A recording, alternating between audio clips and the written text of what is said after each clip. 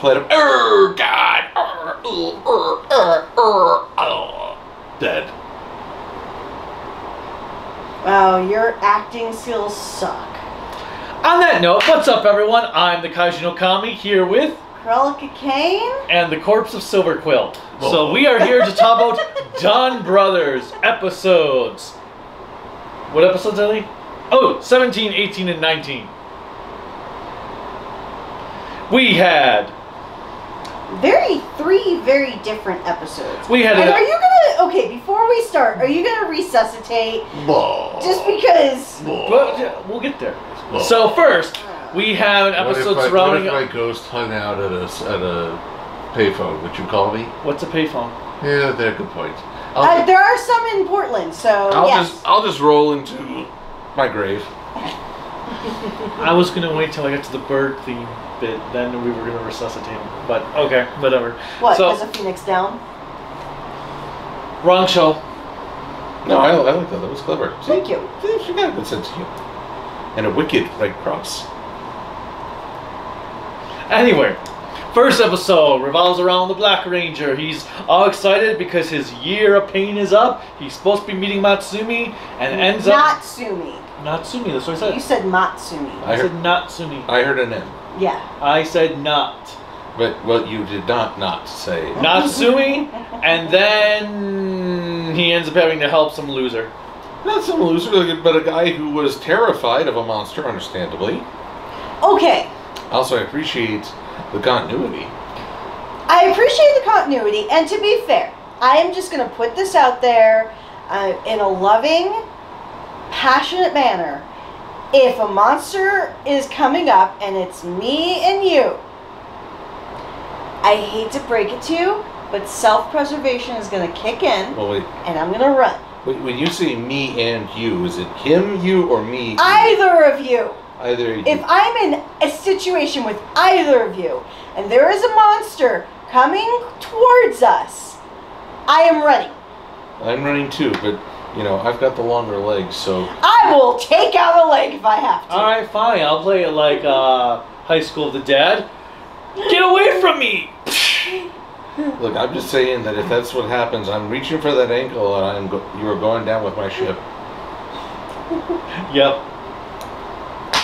I'm going to say, so now that we've established that we are all horrible, selfish people with very strong will to live.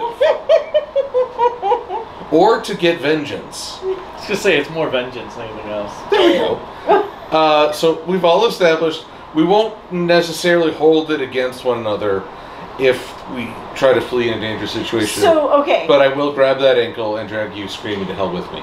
So, we were at the Egyptian exhibit here in Colorado yesterday, and there was this little machine where you got to play the game of, is your heart lighter than a feather?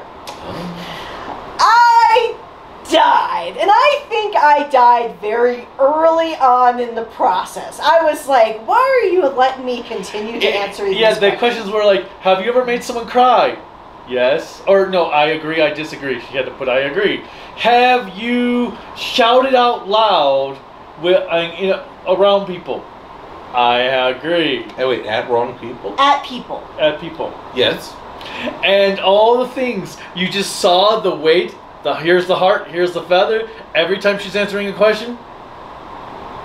Yeah, I was like, and it just showed her heart flying off the scale and into the soul eater's mouth. Wait a minute, that sounds like an impossible measurement, because even as a kid you make those mistakes.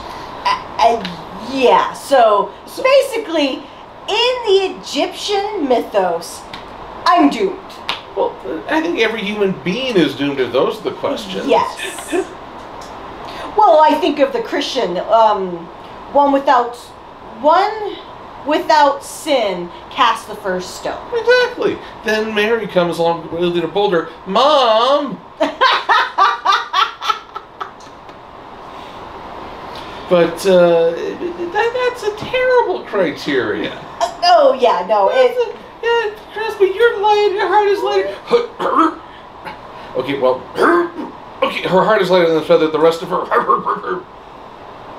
Oh, I'm gonna get elbow checked again. Moving on. All right. Yes, she's in prime tickling position. Bad touch, really bad So touch. we've got Sonona makes a deal with Blackie, saying, "Hey, His name is Inuzaka. Or Tsubasa. whatever." But Tsubasa. so she makes a deal with him, like, "Yeah, if he turns into a monster, I win." What did I do? And What did I do? so he's trying to stop him from turning This is into good a. exercise. This is what I did right now. I'm trying to stay focused. Apparently they don't. They don't. Okay, They but don't we- apparently want to do this video. They just but- want to goof around. Yeah, well, yeah, that's kind of It's what been we a long do. week. We're charming, damn it. Okay, but for this episode, I did like the fact that Inuzaka goes to help this poor schmo, mainly because in his thoughts he's like, well, Natsumi would say help him. And we do finally learn what happened to Natsume, but this also... Natsumi, not Natsumi. Natsume. Natsumi, Natsuyu. Hey, Natsuyu! But, the woman of description is indeed the Ow. same one who is married to Pink. It is. So, we are in for one hell of a CG fight between Pink and Black. You have never seen two characters clash so awkwardly, as I expect Pink to clip through Black's leg and deliver a blow to his shoulder as a result. Black, confused by this, will attempt to bring his paw down onto Pink's chest, clip through, and strike him in the hip. It will be the most spectacular CG fight you've ever done seen. But So, oh, now you want me goofing around, right? Right? I've painted the perfect picture. well, it'll still be better than Zenkaiger. No, it's true. But I am just thinking that Inoue has taken all of his learning throughout the many tokusatsu series that he's been a part of, starting with Jetman, on forward, and he has now made the ultimate love triangle. Like, this is his, like, piece de resistance.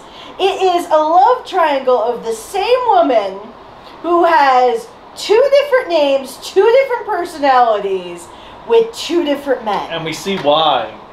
Yeah? We finally get to see what actually happened to Natsumi when everyone ate a crane Except for and she was the chosen one. chosen one. Though, you know, when I was a kid, I saw that scene in Star Trek Wrath of Khan where the brain worm comes out of his ear. Freaked me out. Rainbow? In Wrath of Khan, I'll have to show you the actual movie. Yeah, it's a good one.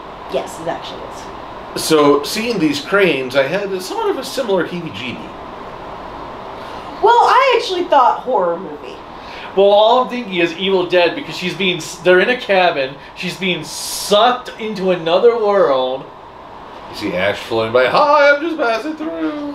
And so we finally learn what happened there, and I love that we finally got more of the music for the Cerebrums. Because every time they would do that like little twisted sounding music, it would only last for maybe 15-20 seconds before it would move on. But I like how the Cerebrums, like when Sonona come... The height of fashion. No, that's Sonoi. But when Sonona comes in and she's like, I'll make a bet with you. He's going to turn into a monster, which he didn't. And if he does, it's going to be out of love. And seeing this journey of him trying to figure out how to get them back into love with this weird costume that he was very method in. Yep, it turns out he's a method actor. And he was fighting I don't know. Jiro. I don't know if you look at his wanted poster, he looks like a meth actor. But Jiro comes in thinking he's an actual monster.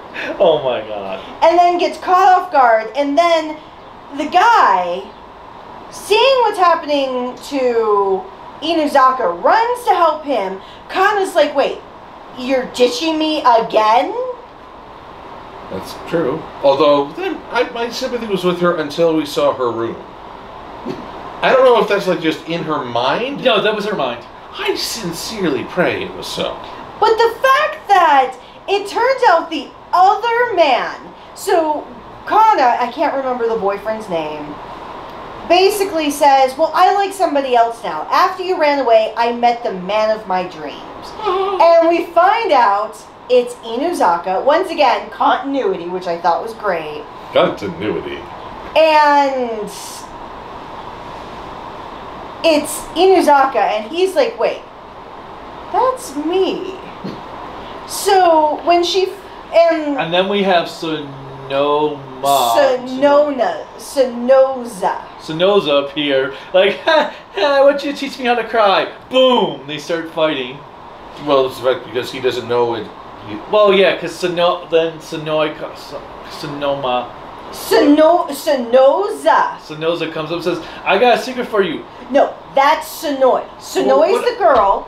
Yes. Oh no, Sonona's the girl. Sonoza's the guy who wants to cry. Sonoi is the one who's the fashion leader. Okay, white, blue, and orange. Yesterday is Red. pitching, tomorrow is catching. Who's on first? I don't know who's on third. And What's on second? I don't know. Third base. Okay, moving on. We'll go with... No, you just continue because you want to do... No, come on! No, continue. Well, okay, so Black finally gets to have an episode because he's been out of the loop for most of the series. He has been. I'm wondering how much longer they can keep him at the fringes until he becomes part of this. Well, they did a damn good job with the third episode, still keeping it on the fringes, even though everybody was together.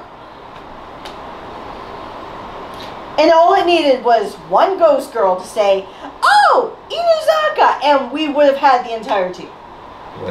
Although, I do wonder, he never said, hey, Natsumi never showed up, nor did the force that took her. Isn't he at this point, or is all this happened in the span of one day? I don't think it's happened in the span of one day. I just get the feeling that Inuzaka is an idiot.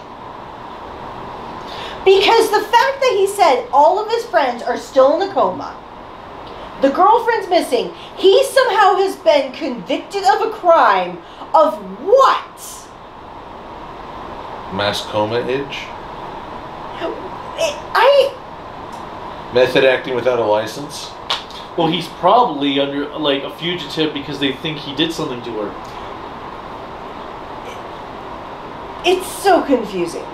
But anyway, so... But the fact that he transforms when he's fighting Orange Brownie. Orange Brownie? Ooh, that actually sounds kind of nice. I know, right? He's fighting, and the girl starts freaking out because he turned into a dog, and then she ends up transforming into a bird monster, which, so I'm assuming it's Jetman. I join that assumption. But because... Oh, what if it's Ju-Oger as, Red Eagle was the lead? Oh, God. Or what if it's, Either way, they didn't show us the actual coin, and I missed the symbol. Angel Ranger, Ghost Sager. That's also an option. I gotta say, we are having this game of Guess the Sentai, looking at the monster. Just wait until we talk about the third one. So, we've got... They take care of her, heal her up, and then... Actually, given that none of the others really had a role in this episode... It was nice. Except for Pink. Mm-hmm. And when you bring in Momotaro and Blue and Yellow, they're all holding them up like a palanquin? I thought that was hilarious because it just so happened that they materialized like this, and Blue was like, we're not a palanquin. The one thing is, usually they teleport already transformed. Not all the time. Sometimes I guess for comedic effect. But Red hasn't gotten to do his entrance in a while. And, I don't know, I'm guessing those palanquin folks were on strike. Maybe on paid leave. But yeah, so they take care of the girl, and that's pretty much the episode.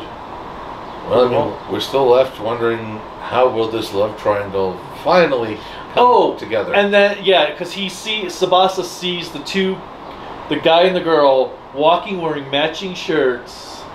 Proud father? I was a little confused by that too. Methinks that means that they had reconciliation. Lunch. Yes, lunch. We're going with lunch. Kids, go home and ask your parents what reconciliation lunch is. No. What? That would just confuse the hell out of the That's parents. true. That's very true. So go ahead, go ask what reconciliation. They're gonna be like, what? Oh, if you want, you can call it makeup lunch. But anyway, next episode, which has no monster of the week, which was awesome. But let me just start off one thing. It begins with the episode where you see this cylindrical cone that has a being in there, and you hear wake up type of, you hear like a very strange female voice, and all I can think is 5 more minutes, Mom. and then the voice in the capsule is like, yes, mother, and it turns into a sword and it flies by. And this is what I want to focus on real quick. In D&D world, if they rolled a d20 for initiative and search and just being aware of their surroundings, they failed. Because they're like, what was that? Who? Sonoy and Sonona, they're like, what was that? Oh, that must have been nothing. As you see a sword zipping on by them, because it went super fast. And getting shot by all these lasers and everything. Are you telling me you did not hear the lasers? Even if it's going fast, are you not going to question why all of your artillery... Well, it wasn't in their area anymore. It was in another area. You're telling me that they can't hear guns even outside the area? It wasn't in their zone. I'm just going to assume that brownish orange... no, it was blue and white. It was blue and white, okay. I'm going to assume that Blue was too busy fixating on his man crush, and White was probably, I don't know, realizing that she didn't actually stake anything on that bet, so she didn't have to give anything up. But she offers, in this episode, she goes up to Black, and at the beginning, and offers, well, you won, and what would you like? And he's like, well, true love won. And all I thought of was Robin Hood Men in Tights. Ben. With true love. Marriage. And then she's like, well, wasn't her name Natsumi? And he's like, we'll meet again. And he walks away as cool as a cucumber. Okay, so the sword goes into the people world. Human world. Earth? Well, maybe Earth. Okay, fine. People world. And goes into a stone like, okay, go to sleep now. Okay. Yes, mother. And then we've got all the Donbrothers having a meeting with Mama Toy saying, hey, we don't like the new guy. Zero. So we can't see him as a teammate. Which is kind of harsh. And then so when Mama Toy leaves, but then it just fast forwards to nighttime and he walks in and there's Jiro wanting to talk to him about wanting because to be he wants to be an equal. So then Mama Toy's like, okay, if you can touch me, we'll be an equal. And just watching him try to do it, and then when the others become like, oh, we want to do that too. Honestly, it's an echo of Blue when he struck down Momotaro and felt super guilty about it. Yes. It's that same thing. You guys ever, did you ever see that Jim Carrey movie, Yes Man? Yes. Yes. Funny enough, I did not. But I know it's hilarious. It's kind of funny. The fact that you're asking us if we've seen a movie. Oh, wait. Yes Man. Yes. Oh, yes, because it's basically liar, liar, but... Well, no, he can't say no to anything. Yeah. He has to always say yeah. Right, yes. just like how liar, liar, he always has to tell the truth. But I always thought man, would someone take advantage of you very easily? Can I have all your money? Yes. And then I thought, well, that's really says more about the person who's trying to take advantage. What a miserable soul they are. And I appreciate, just as Blue had a guilt complex and sought to undo his tactic, the Beetle fake out towards the end, everyone just is like... No, my favorite was Yellow.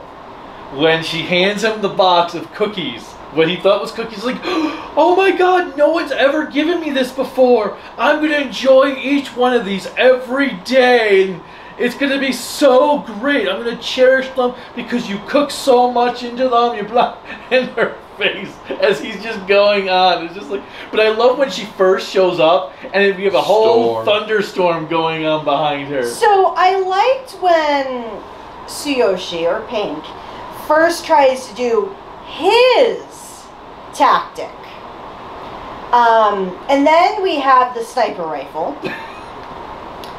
And then all of them come together after Yellow decks herself. Commits seppuku of a sort. She's a little punch drunk.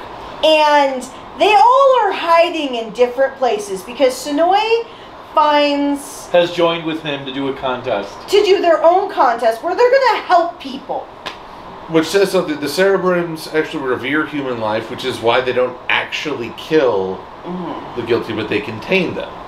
I mean, our moral boundaries are shifting slightly. Who's the true hero? Who's the villain? But, and then, yes, it's Cruellica. They all lose, and he makes them all do squats. So every time they fail in attacking him, they always have to have a penalty, and their penalty is apparently health and fitness. The pain! Because you have sit-ups, you have squats, push-ups, jump rope. It's they are core steps. Yeah, elevated steps. Because he tries to take a bean sprout. They are core workouts, but they are some of the most painful experiences, especially push-ups. I'm not a push-ups push-ups and sit-ups are the most worthless exercises. Actually, no, they're not. Yes, they are. You do not do anything with them. No, you do enough with them. You are building up really great core strength. Yes. Who'd you hear this from? If it was David? No. Was it Kevin? Is it something you read on the internet? No. A trainer at a school. A trainer. I'm gonna ask an actual fitness trainer next time we talk. That's what I said. A fitness teacher. I don't agree with him. They're good to warm up, but they're if you're trying to really like lose weight or strengthen your stomach muscles or your pelvic, sit-ups do not work. Well, as a part of a routine, they're more of a warm-up exercise. Did you say anything about glute bridges? Because if you want to strengthen your pelvic, ooh la la.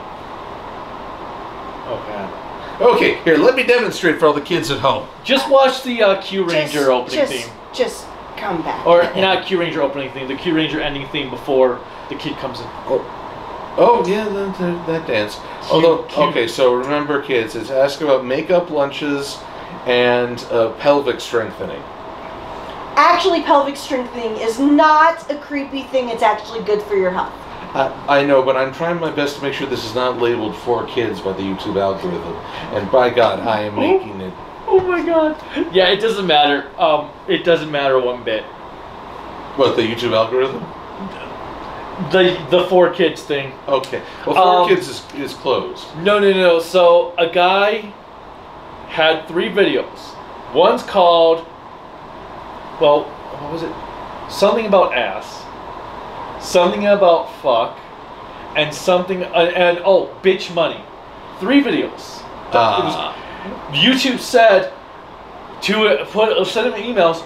Your videos. We have reset your videos to be to be listed as okay for children because because of the reviewed, they are okay for children. And he's like, what? Anyway. What type of children is... no. Yeah. No. Well, okay, then either I will keep this not for kids, or I will sabotage it, making it for kids, and be very confused. Very confused. I don't... Okay, if children are watching, that is certainly fine. I watched really bad things as a kid. But... I watched Star Trek 2, Wrath of Khan. I never eyed Beatles the same way. It's like a PG movie. That is not... Technically, in this day and age, it would be In this more PG. thing. I watched Nightmare on Elm Street, Friday the 13th. Okay, anyway. I watched porn. So... Which was really strange when you're a kid, because you're like, how does We that have, work? after they all feel guilty about Mama Taroi, Mama Taro, Mother Sume comes back and takes on the form of a purple shinobi and starts whooping ass. So, Marasume, which is what they're calling him, is based on the character, well, the The historical cursed figure. sword. Marasuma, who is a swordsman who created the Marasuma cursed sword that basically, if it strikes you, even as like a scratch, you are dead. But so we have Goes into this purple kunoichi. Kunoichi, basically. Wait, that's a female ninja, isn't it? Yeah, but the Marasume is a female. Well, actually, it's very confusing because during the episode, they called Murasume he. They did, but it's clearly a female voice because he never talked to them really. Oh Lord, I've never thought we'd have to worry about pronouns. But, okay. It's just they. It's easy. Yeah, we'll just go with they until, because I was a little confused as well, because it did have a more effeminate voice. But they kept on calling Marasume he, but I wasn't sure myself if it was a he. It's because they don't know. Well, but I've heard plenty of effeminate men voices in tokusatsu and anime, and here in Western United States too. So I don't know. I try to leave it.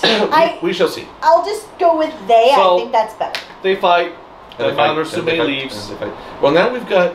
I find it so strange when they all go into their mini robot forms. The alters. They alter because one, our two lead members of the team heroically pass out. We forgot to mention one thing in the previous episode. Jiro turning into Dragon Ranger. Yep. Excellent choice. And, beating Brownie by playing the flute. The oddly foam-looking flute. I'm guessing they didn't keep the prop around. But with this current episode, yes, I do agree. When you have the alters, so their humanized forms basically fall to the wayside. And then when Marasume comes back out of the alter form and they're there, I'm like, this would be the perfect chance to cut him down. It's like a James Bond villain. You have your opportunity, but do you? No. Yeah, don't be a Lalo.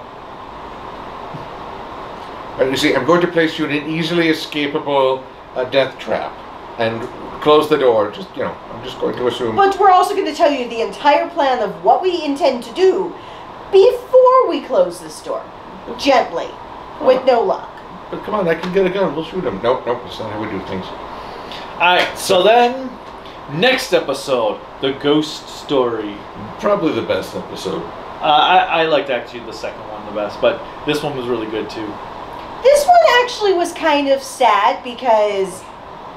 Well, no. Alright. It's sad because of the story itself, but also sad because it's proof for all of us. We're old. Me. We remember the days of payphones. Yep.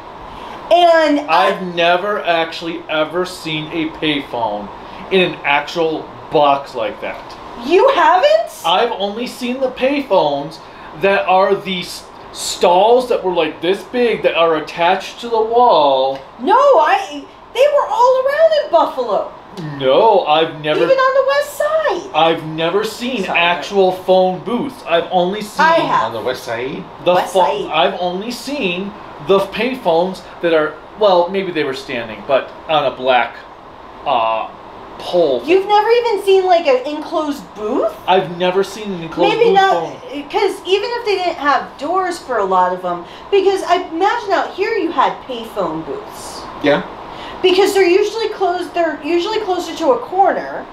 I think they've paved over I've the. never seen a payphone booth. But yeah, I've seen tons of those, and I've actually had to close the door in them, and I hated doing that because they stank the high hell. That's why when we wanted to prank call the cops, we had to make sure no one was around to hear us. Oh, when I had to prank call for pizza, I didn't have any issues. I never prank called for the cops. You guys realize that somehow you make me look like the moral one even as I talk about make-up lunch to the audience, right? Well, I did the fire department once.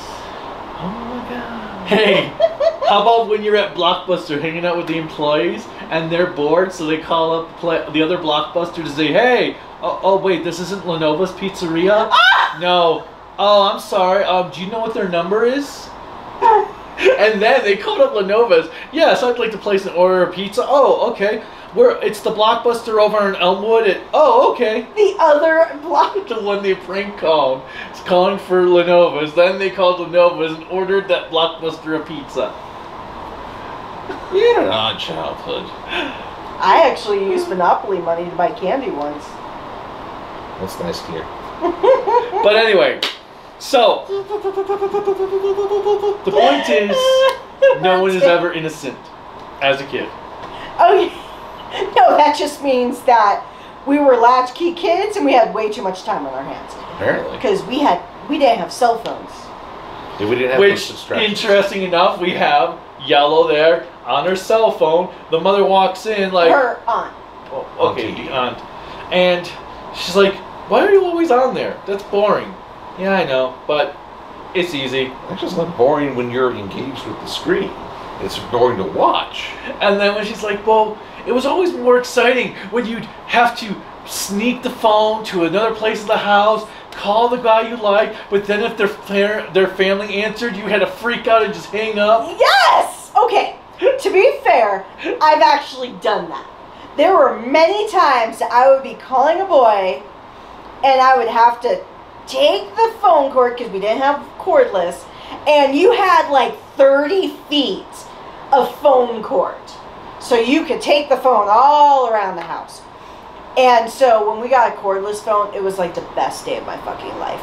But, yeah, if you got the wrong person, or, because even if you called your friends like really late at night and their parents answered because you were hoping their friend was by the phone, you'd have to hang it up because caller ID didn't exist, and you were always scared because star 69 did, and you're like, I can't pick up the phone. I can't pick up the phone. Because you didn't know, was it the parent calling back to see who was calling, or was it your friend? So you had to wait for like a half an hour, or you just had to wait and talk to him the next day, which you were super pissed about because you had so much to talk about, and usually going to sleep and waking up, you forget. But that's when you'd sneak out of the house and go to their house. Okay, anyway, so this girl... Okay. So then they end up teleporting because a monster attacks, and the aunt's like, "What? Where'd you go?" And then when they're done, and not Natsumi. Not Natsumi. Haruka somehow noticed the girl in the phone box, gets teleported back. Her aunt's not paying attention. Looks up. Ah! You can't eat now. You're gonna spoil your dinner. So she leaves. She leaves to go to this phone booth, meets the girl, who's creepy as hell. And then when she comes back, the girl is there on her couch, and she learns she's a ghost. And then I love Haruka's expressions as she can't say anything aloud in front of her aunt, but she's basically wide-eyed. And yeah, even the ghost can read her thoughts on that one. So then the next thing you see is that They're at Kaito's place. they're at Kaito's place because apparently there's no other restaurant outside of Kaito's restaurant, which used to be colorful. And now it's all black. Yeah, it's all black, and look, I gotta say it, I'm starting to forget that he's Kaito and more he's just, the master. Yeah, I know. I just call him Kaito because Senkaiger. And he's sitting there reading a book on ghost stories because you have a ghost girl on the cover. And so apparently we find out that Minako, I think her name is. Minako, yes. And she has never met the boy that she likes. What is up with these ghost girls' names? And Minako, Sadako, Kayako. Yeah, there's probably a Japanese word for ghost that ends in ko. but anyways, so she's trying to explain to Blue and Pink that she has a ghost that she needs help. The ghost girl zips in and out, freaking both of them out when Well, they because finally they see hold her. their breath. Yeah. I didn't know that if you hold your breath, you could see a ghost. Oh, wait, no. I see dead. Wait, But so I see dead people. then Momoy comes in because apparently Momoy has this tracker that when any of his companions are together in a group, he must automatically come there. And then Inuzaka comes in, even though nobody knows they're all a group. He comes in, and so Minako, she first sees Momoy and she's like, "Oh my God, Shinzo!" And then she sees Inuzaka, "Oh my God, Shinzo!" Shinzo. And then when she sees Master, "Oh my God, Shinzo!" No, the best was when she talks about how each of her things went with the kid. Like, oh yeah, Oh, the dates. oh yeah, his was great. His was great. Yeah, he's a cheater. All because he looked like Evil Knievel with the tassels and everything. And everybody wanted to take a picture of it. I was thinking more Elvis than Evil Knievel, but Well, Elvis, Evil Knievel, Yo. kind of same era. yo, anyone got some? I'm looking for the buffet of hot dogs. Elvis. He's king. Although, I like early Elvis. Thank you very much. and let's see, I mean, finding, okay, I know she was a ghost, but when Momotaro was carrying her in robot mode over the city, I expected him, you wanted to go skydiving, right? Drop her. Whoop! And then she could be mad, I know I just passed through the ground, but still. Pissed me off. But how far would she pass through the ground? Would she go to the other side of the world? What is exactly opposite Tokyo? Is I it don't know, I don't have a California? clue- a Is clue. it California? No. No. Because that would Utah? It would be. Either which way, I mean, I'm just fine. It'd probably be in the middle of the ocean. Are you okay? As he checks with Siri, Where's your Lockheed Martin Globe thing? You could have Lockheed Martin Globe thing. Where is it? I don't have a globe thing. Oh, I thought you did. No. Oh well. Anyway, and then they find out that the ghost monster came from her, which we never found out what Sentai series he was from. It was from. In fact, let's see. Does it say on here? But So basically, now we're going to find out what Sentai series it's from, and then and what is exactly on the other side of Tokyo. if so you go they get a straight call from. She gets a call from her there. Shinzo. because he just happened to be one of the clients of Pink. Tsuyoshi. Well, I would like to point out one thing that is a bit awkward for me. TV series, web series I watched called Red vs. Blue Mm-hmm. introduced the topic of Shizno, and it is a truly wretched substance. So hearing this guy's name, I'm just I'm associating all the wrong things with it. Well, Shinzo, Shinzo, is actually a very common name in Japan. Yes, but Shizno is what Red vs. Blue came up with. And they're just similar enough that it triggers the old memory. But I enjoyed the episode. I don't know if this would be my favorite, but I could see why it would be a favorite. Okay, so the ghost was indeed Goancher. Okay, we were having a debate about that. I mean, we both agreed Pink was Car Ranger, but then we weren't sure if Turbo Ranger had already been covered. At least I wasn't. Let's see here. It's a category Antipods. This is from 4 years ago. But they don't give me a link. Okay. So they're Aren't you excited? This is fascinating. No. Actually, I've never actually looked at the monsters' names before. So Oh, here we go. they are named after the Sentai series. Oh. Because Enjiniki was the ghost, Chojinki was the Jetman one, Kyoruki was the Kyoruger one, Gekisoki was the Car Ranger one, Kosokoku was the Turbo Ranger one, Judenki was Jew Ranger, Uchiki was... Okay. And what you got? Directly opposite of Tokyo, Japan on the globe is Rio de Janeiro, Brazil. Oh, he should have dropped her. Let her go all the way through, and then she could be at a fiesta, Brazilian celebration. Fiesta is not Brazilian. But they have big old parties. It's Rio de Janeiro. Yes, that's true. But it's not a fiesta because it's Portuguese. Okay, well, whatever Portuguese celebration is.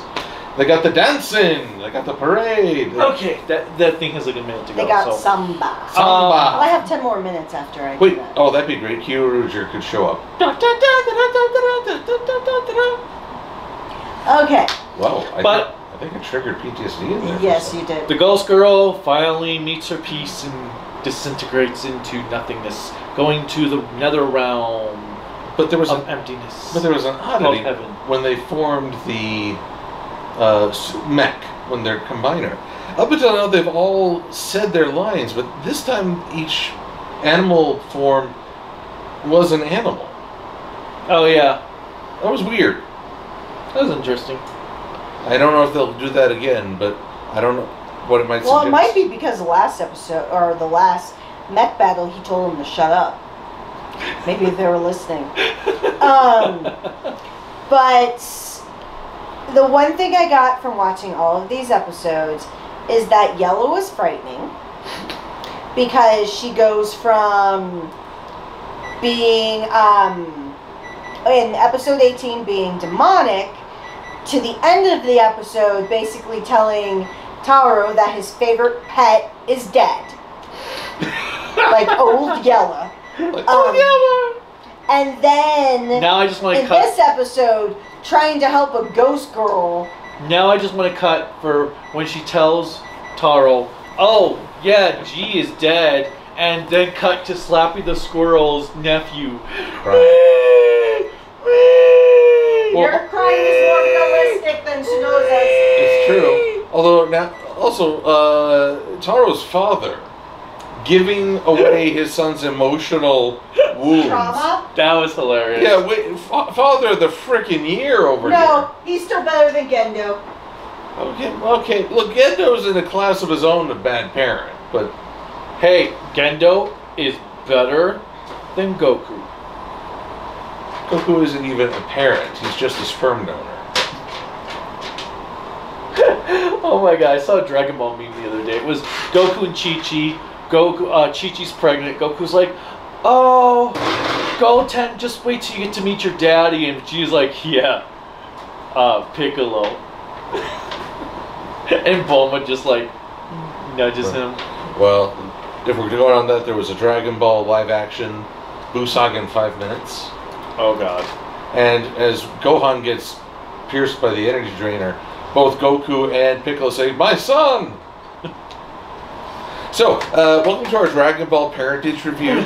So, one last thing with Donbrothers. So, Inoue was in a recent interview. Uh-huh. And he talked about some of the stuff that they had because he talked about that he's made sure that everything he's learned about Jetman and Sentai, he's put into the show. He's been writing it purposefully like a Showa series to get adult fans, and it's been working. The reason he made Haruka the main character is he wanted to prove that Sentai's not just for boys. Fair enough. And then what else was there? There was some other stuff that he was. It was a bunch of stuff that he was talking about that he's done. That they're quite pleased with the performance of everything, of how he's been writing it, and he's been having a blast with the show. Although, oh yeah, where Haruka was saying, was that Showa era? I wasn't even alive then. And the whole thing of them not meeting each other at first is based on an actual story about these samurai warriors who never actually meet each other outside of battle. Huh. Well, yeah, roll with it. But I'm curious how much longer can they keep that up? Oh, I figured. I mean, this is episode 19. Yeah. They can probably keep it up for 10 more episodes at this point. But if they keep it up for 40, then you should consult the doctor. Alright! I got him to double face palm. It's a good day. Click like, subscribe, the bell notification, whatever else YouTube has you clicking in to support us.